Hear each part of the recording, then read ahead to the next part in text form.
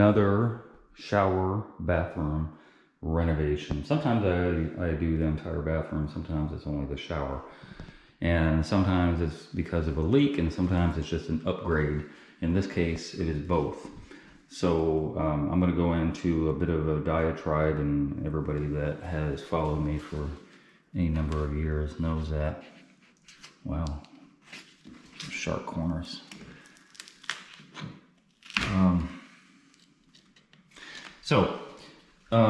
The shower has failed. There is a little leak going on downstairs. These guys just moved in, I think a few weeks ago, and I think they used the shower one time, started to notice some staining in the living room ceiling, which I'll show momentarily, and that was their heads up, they had a problem. And I think this house, I think he told me that this house is 10 years old, either 10 or 15 years old. And, you know, at first glance, it's a nice setup. It's kind of a blasé type of tile. So, to be fair, builder's grade tile is usually a 4x4 ceramic tile, and they're putting the 4x4 a lot of times on the floor, which to me is a big mistake. They're putting it on the floor of the shower, another big mistake, and they're putting it on the walls. That's typically builder's grade tile. Crap. Sorry, phone went off. That's typically builder's grade tile. And so home developers get that at a discount because they're buying it in bulk and they're doing the whole neighborhood in the same type of tile. And so what we have here is that same builder's grade tile that I was telling you about. Has a little texture on it or whatever, but it's still a 4x4 ceramic tile that normally isn't grouted with sanded grout, although in this case it looks like they did.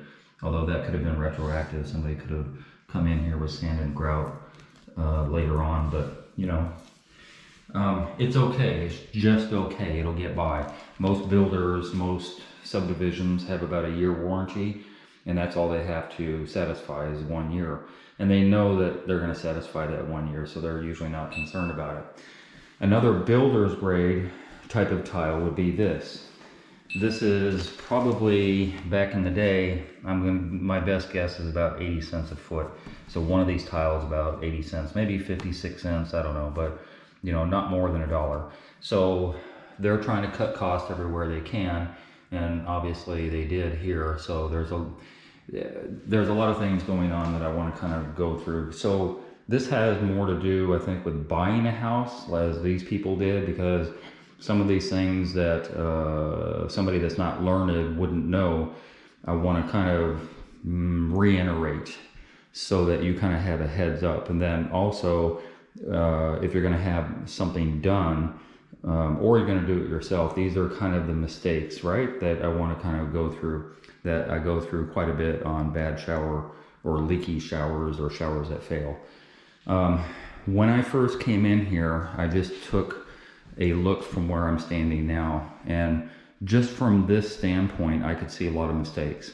I could see things where this guy not only wasn't a good tiler, but he wasn't a shower builder. I'm going to get to that in a minute. Being a good tiler means that you take a little bit of time and effort into your work so that you're not putting a bunch of grout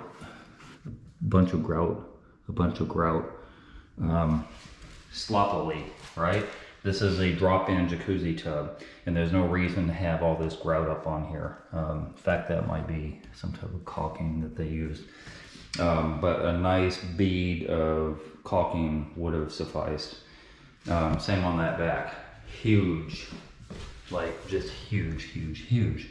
And then the cuts around, where did I see that? Oh, the jagged cuts. So on the top of that tile, there are some jagged cuts going on, which is not a huge deal.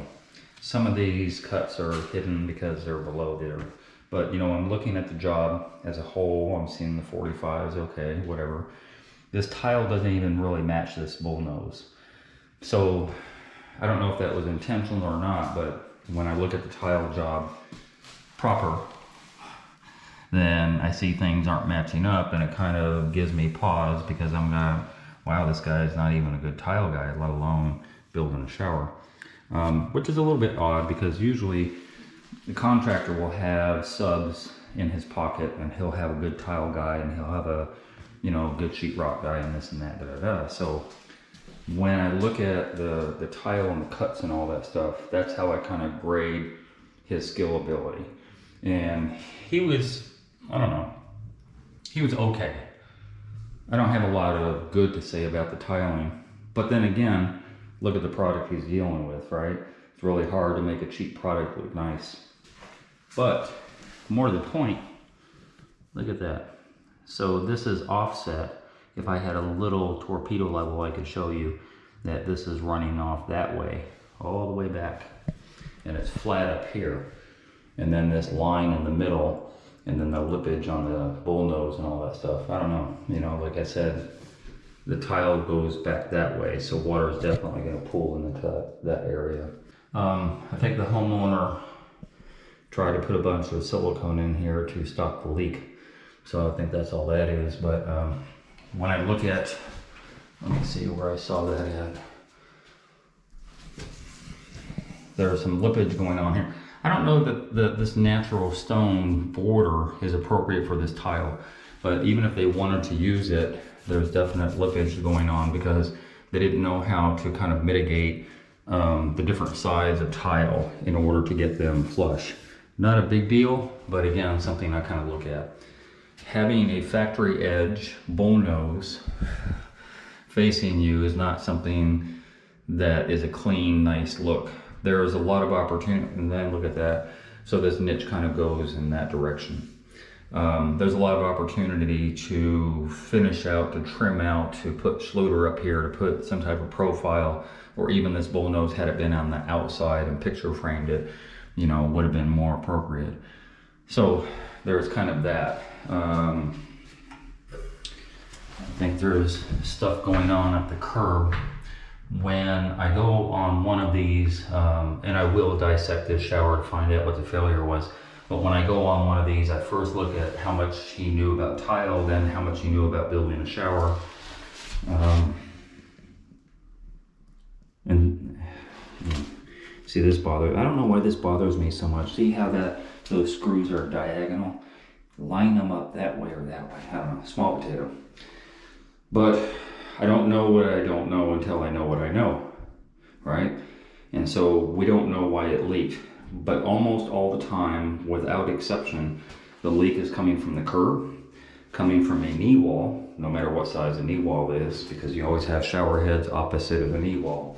And it's bombarding that knee wall, and it wasn't waterproofed and all that stuff, and then water gets into that. And more than likely, part of it has to do with the knee wall.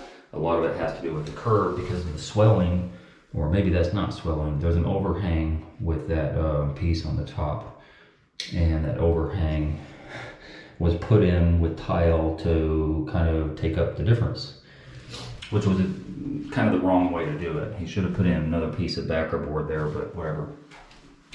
So I don't know why the shower is leaking. There was a crack at one time along this grout line, and they went in and tried to repair that. So that tells me that the shower pan, the mortar has cracked, and it cracked along this one area. But once again, the shower lasted past a year, and that's kind of all they're looking for. You know, at the end of the day, it's not a lifetime shower that they're trying to build when they build a subdivision. So I don't know. I don't have a clue as to why this shower is leaking, but I have a pretty educated guess. And as I said, it's going to be the knee wall, it's going to be the curb, and as I do the dissection, then I will be either wrong or right on that. Either which way, it doesn't matter, because they've decided they're going to renovate this. So the whole shower is going, it's going to be staggered 3x12, staggered 3x12 brick pattern type of ceramic all the way up to the ceiling. And it's going to be penny tile, glass penny tile on the floor. And then on this floor, it's going to be a darker wood plank tile that I think is going in that direction. The tub is going, and there's going to be a freestanding tub there. I don't know what type of faucet, if it's going to be floor mounted or wall mounted, and all the vanities and cabinets are going. But I'm not putting anything back in. All I'm doing is the floor and the shower, and I'm going to help out with the tub. And so that's what's going on here. But as I get into the dissection part and pull things out and all that stuff, you know, I'll come back and kind of show what I can. All right, so that is a ceiling damage. You see the paint starting to peel off around there. A couple of drips of stained water. And a little paint peeling off of there, which is right above where the shower is at. In fact, with this shower being the size that it is, from the edge of the wall to here, that's why I said I'm guessing it's probably the knee wall. But it could be the curb too, because that would be about on the line with where the curb is at. So the curb and the knee wall are leaking, more than likely. And then we got a little paint coming off of the wood trim up there. But yeah, that's kind of how you tell. And fortunately, they didn't come in with a plumber, because the plumber would have cut out the ceiling just to say that it's not the P-trap. And then he would have left, and then they would have had to hire a sheetrock guy to patch everything up and paint all of these panels, because they're pretty big. So that would have been a waste of money. Now they just have to do a little touch up.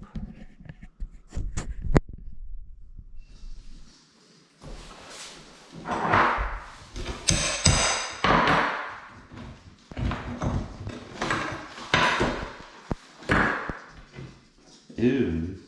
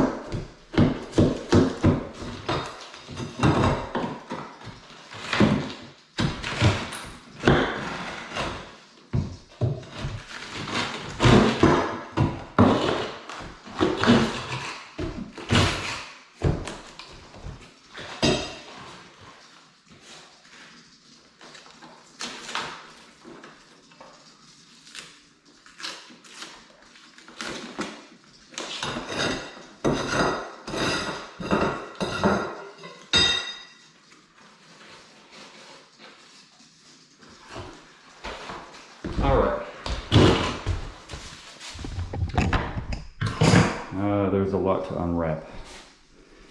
A lot to unwrap. So, the anatomy of a leaky shower. The NTSB is the National Transportation Safety Board, right? When a plane crashes, they come on the scene and they get all the parts together and figure out exactly what happened with the crash. One of the things that I enjoy doing is I enjoy showing the failures, and you know, through the years, going back 11 years now, showing failures has kind of been my niche market on YouTube because nobody else is really doing that. I think it's imperative that people know what they don't know, because you don't know what you don't know until you know what you know. And I've enumerated some of these mistakes before many times in other videos, and I continue to do that because I think people. So this is a subdivision that was built, as I said at the very beginning. I think it was 15 years ago, a little less than 15 years ago.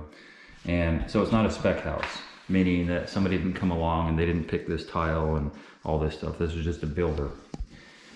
So whether you're a builder, whether it was built, whether it's a spec house and you're watching the process and all that stuff, you're a DIYer, whatever the case is, if this information is valuable so that you have some type of clue as to what's going on in your shower, is the reason I do the videos. And I know a lot of people say that I'm negative on my critique of shower builds that have failed, and rightly so. And there's no way I can sugarcoat. I'm not the one who's going to say, well, this guy would be a great tiler. He needs a little bit more training. If he only had a little more training, you know, he could be better. No, I don't do that. Other people will do that, but I don't do that because there's no reason that this shower should have failed this early. Like, even if it failed, even a builder's grade tile, I did a video some time ago. It's called the 100-year shower, and that shower was built in 1985, and it lasted 35 years. This is not even close to 35 years, so there's no reason for this. And as you saw when I started tearing things out, everything that could possibly be done wrong so far has been done wrong. I don't have a problem with sheetrock, but I don't build surfaces that fail with sheetrock, right? Walls don't fail, sheetrock's okay. Curbs fail, and knee walls fail, and benches, if they had one, fail. So I always put cement board, but I still waterproof. And so they use sheetrock in here, which I don't have a problem with, but they mix matched, right? So, and that's why I kind of paused if you saw them there. So this is just regular sheetrock. In fact, this is 5/8 sheetrock, I believe, because I know it is on the walls. Just regular sheetrock on here, but somewhere, this is dent shield. And dent shield is kind of yellow on one side and gray on the other, and it is a waterproof sheetrock, right? So the dent shield would be great if they had used it on the curb and then somehow or another made sure that the perforations with the fasteners were waterproof. So it's a little odd that I saw a dent shield a couple of times as I was tearing this out. I think that, no, that's not dent shield. I saw it a couple times when I was tearing this out. So it's kind of a mixed match of material, which is odd, but you know, even if they had, so it would be really, really stupid to use sheetrock on a curb, knee wall, whatever, but had they waterproofed everything, then they wouldn't have had this failure. The perforations I don't really care about because I perforate my curb liner. My, look at that, nail is disintegrated. I perforate my curb when I put the shower pan on, but I butter everything and I waterproof it, and the whole shower is monolithic as far as waterproofing.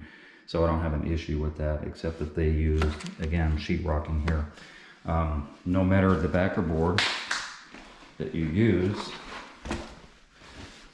water is going to soak up and it's going to get this black mold and mildew going up everywhere. And as I said, no matter the backer board that you use, when you embed it into the pan, and that's what they did.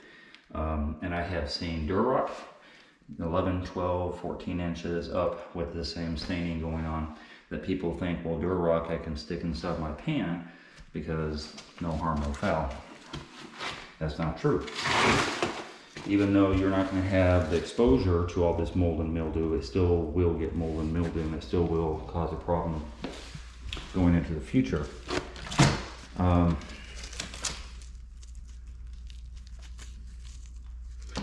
So we get to the pan area, and as I said, they embedded everything into the pan. And this has happened to me more than a few times, when a tile pops off the floor and then the homeowner says, hey, I scooped up a bunch of sand. I have sand in my hand, why? Okay, so everything we work with in tiling is a cement product, and a cement is a binder. And so mortar, all it is, you know, certain parts of cement to certain parts of sand. And so when the cement degrades, that binder degrades, then you're able to scoop up sand in your hand, because the binder has disintegrated. It no longer is functioning the way that it once did. And the reason is because, again, they didn't waterproof anything, so water got into everything in this pan, which gets back to that crack that I was telling you about. When this crack happened, it's because the pan buckled, it failed. Because there's no binder anymore. And this is pretty nasty, all this pan liner that they did a really good job on as far as bringing it up, you know, a good part of 10, 11 inches up the wall to, you know, kind of mitigate any type of water penetration. But everything past that they did so bad that it really didn't matter. And this is very atypical. When I say that the #1 failure will be the curb, I don't expect that to happen when they have that curb top on there, because there's no grout lines and stuff like that for water to enter into. But they did everything wrong past that anyway over here on the curb, so of course it failed. As I showed downstairs, you had this line with water stains and you had this line, and this line was the knee wall. And right below here would be that ceiling that I was showing you. So this is wet particle board, 2 layers of it. It looks like it used to be 5/8, 3/4 particle board, and now it's swelled up to like an inch, inch and a quarter. Both of them have, and they've separated from this bottom board, and this bottom board is basically rotted. And none of this really matters anymore because I'm taking all this stuff out, but I think it's kind of imperative to show failures in order. And you can see that board is kind of cockeyed that way, which the tile was as well, so they kind of followed the board. Yeah, it's wet and nasty and rusted, and it failed. And right behind here, I expect to see some of the floor rotted too. When I take out all this pan material and take out the liner, then I fully expect some wood rot on the floor right around that curb area, and probably a little bit over here, because in order for water to travel down to the point where you see it, it has to saturate and saturate and saturate into this wood area, and this wood area has to saturate, and this takes years to happen, and then eventually the plywood below here will get saturated to the point where it can't take any more water, right? And then at that point, that's when you start seeing the stains. But that could be 5 years, 10 years, 15 years, in this case, down the road. But it was doomed to fail. Every house in this neighborhood was built the same way, and every house in this neighborhood is gonna fail. You know, like sheetrock, really? Untreated sheetrock, let me put it that way. And it wouldn't matter if it was a liquid topical membrane. I used Redguard, if it was Aqua Defense, 8+9, Hydroban. It wouldn't, if it was Schluter, if it was Curdy, that they had just wrapped everything with Schluter, this sheetrock wouldn't have failed. And then the shower wouldn't have failed, and I wouldn't be here, you know, taking apart this shower. But a builder's not gonna do that.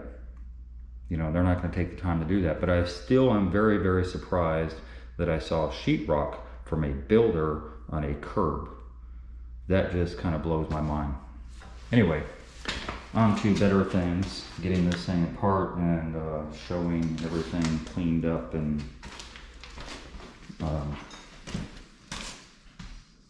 yeah. it's not something I take pleasure in. You know, my videos are more for learning. Look at that. That rocks. My videos are more for learning the process than it is to kind of show off my work. Because I think people get more information from, you know, finding out how things failed rather than, you know, all the pretty stuff after the fact.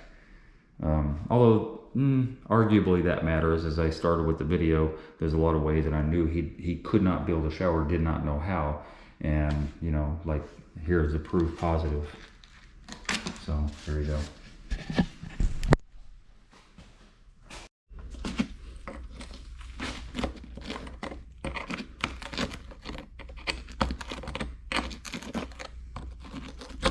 I don't know why I have to tell people. I guess generally builders don't really care. They're going to be long gone before anybody can complain about anything. But if you are a builder, or you're working at a construction site doing showers or watching people do showers, stop them when they start throwing that junk down there, because, you know, like, this is the only reason you would have a backup on your drain, because of all that junk down there. And then of course, you know, flowing water, believe it or not, attracts other stuff, although PVC is a little less. But back in the day, cast iron, yeah, it gets on the walls of that pipe pretty easily and builds up over time, to the point where, you know, like, you have to take it out because you can't even get one of these down there. It gets so small, built up with garbage. If you see the electrical tape on my hand, which is really hard to miss, there's a reason for that. I had to fashion a bandage. You do what you do when you're at a work site to keep on moving on. When I was taking out all of this pan material, the edge of the tile, and I know better, and I had gloves. I had gloves when I took out all these walls and everything, because tile is very sharp. But just one false move on one of these big chunks of mortar with tile on it, and it just cut into my palm. And so, yeah, actually cut twice, but that one's a smaller one. So I just wrapped up some wadded toilet paper inside there and wrapped it up so I can keep on moving.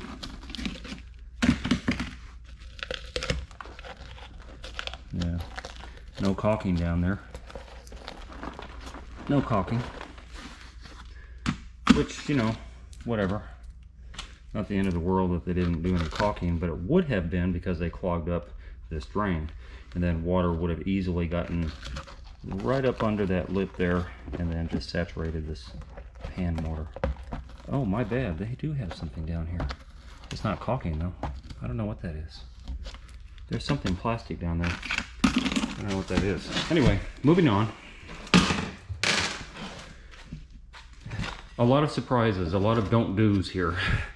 Don't use OSB anywhere there's water. Not that you would have the same problem. I just particularly don't like OSB. Nature of the beast is that it just absorbs water like a sponge, and it expands, and it does a lot of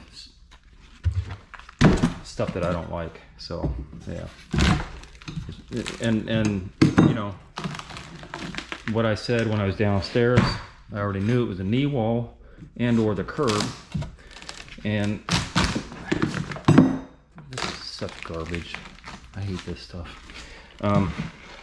Yeah, I already knew it was knee wall and or the curb. So, getting to the curb, without going on too long, there is no damage except on this right side. But that right side more has to do with the wallboard that was up here. Again, sheetrock all the way up in the curb. Like, the whole curb was wrapped with sheetrock. The whole wall, all these walls, sheetrock. Sheetrock, sheetrock, sheetrock. Crazy. Like, with all the wallboards out there that are pretty obvious, I don't know. Another thing. There's a couple of fasteners in here. I think there's 1, 2, 3. I think there's 4 fasteners in here. Not enough. come on, folks. Like, I do toenail. So I'll have 2, 4, 6, 8, and then a couple of toenails and a couple toenails, so that you don't have this. This curb was never even stabilized, right? Not a big deal. I'm just saying. So they separated the curb. These first two, anyway, are to that bottom one. Let's see if I can knock this out.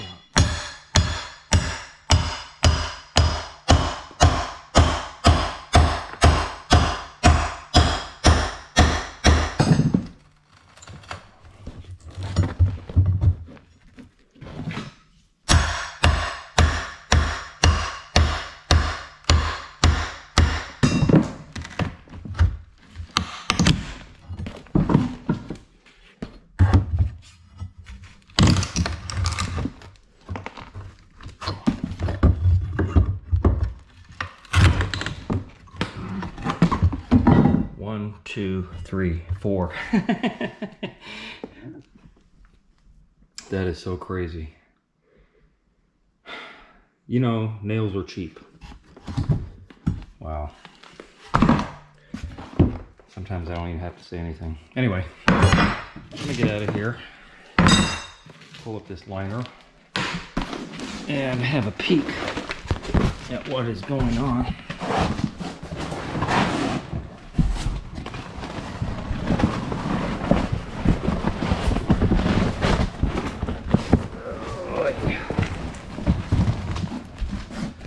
Oh, I felt a ring up under there. Okay, they shoved it down in the... That's different. Normally I see the cut made right here, but they did something a little different than what I'm used to. They shoved some of the pan liner in and then cut this jagged cut down inside there. Look at all that garbage. That's hard as a rock. This is all thin set and or grout. And craziness. And then, ooh, look at that. It's not even anchored.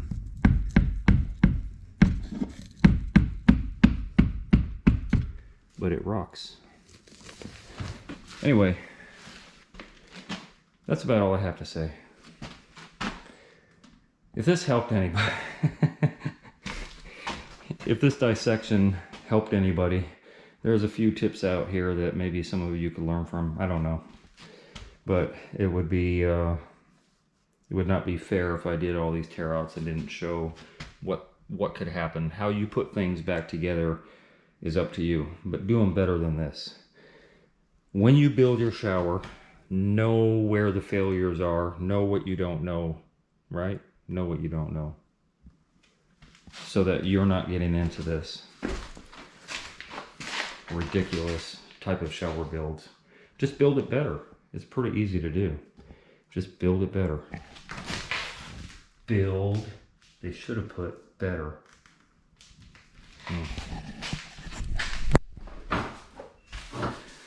So the shower is complete. Penny tile. I don't like penny tile, but if you're gonna do it, you gotta do it right. It all has to, like, match. And you shouldn't be able to see the lines, but it's just not my favorite tile. And the new fixture, well, the valves are the old valves, just with new pretty stuff, escutcheon and handles and stuff like that. He hasn't got the shower heads yet. That is a niche trimmed out with a white Schluter all the way around, and one contiguous piece of tile on all 4 sides of that. And then we did this curb top, the whole length of here, as well as the wall, with a miter cut right on the edge going down to the curb with a little slope on there. And there is my shade tile piece that I showed on the video. We finally managed to get the freestanding tub faucet in with a little wand and the tub and all the tile. So this is relatively small tile. It's still a large format. and it's relatively small, but I've been on a couple jobs recently where the tile guy decided he wasn't going to use leveling clips on a very, very large tile, which was erroneous. So this is 24-inch tile, which is not really true, 23.5 by 6, which is not really true. Well, actually, that number is true. Anyway, to not use leveling clip on a large format tile is bad enough. If I hadn't used it on here, no way could I do the bucket test. And it works both ways. Elongated, and that way as well. So leveling clips didn't come around because, you know, somebody thought they were needed. They were needed, and then they came around. Leveling clips happen when tiles started getting larger and larger, and arguably this is still a large format tile. You cannot stagger these in half, or I would propose even at thirds, without leveling clips and to get it flat. I don't know why you wouldn't use them. Yes, they're expensive. Yes, they're just plastic, and plastic shouldn't be that expensive. But, you know, there is a time and a place for everything. On here, we didn't need leveling clips because it's just a subway tile. But subway tile is still a lot of work. A lot of work.